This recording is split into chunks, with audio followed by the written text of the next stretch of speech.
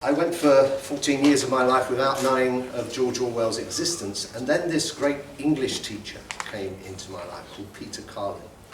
So I was at Sloane Grammar School in Chelsea, a boys' grammar school, and me and Sloane didn't really get on, and I left at the first opportunity. But Peter Carlin, like many of you, would have had a teacher that changed your life. And Peter Carlin was extraordinary in that he captured the attention of everyone in the class without ever raising his voice, without ever, of course those were the days when every teacher was licensed to beat you, without ever using the cane, just had an authority. And he had noticed that I was a great reader, and he took an interest and sought to shape my reading, suggested I read C.S. Forrester, suggested I read Geoffrey Household, Arnold Bennett, P.G. Wodehouse.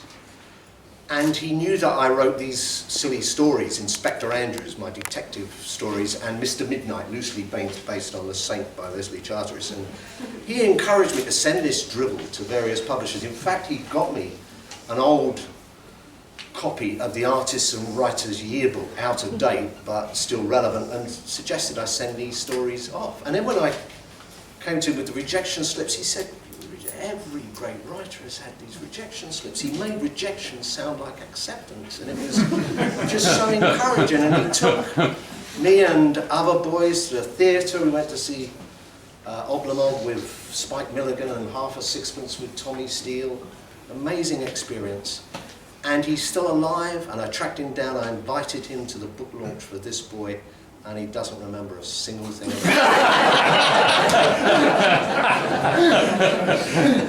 it. But Mr. Carlin took the whole class through Animal Farm.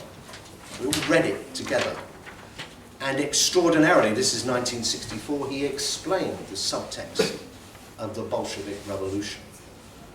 And it was like, this was 2 years after the Cuban Missile Crisis, it was like a history lesson, an English lesson, a kind of modern studies lesson. But there was another teacher who came with him, and is also still alive, and was also at the book launch, and claims he does remember me, but I doubt that, but called Mr. Palai.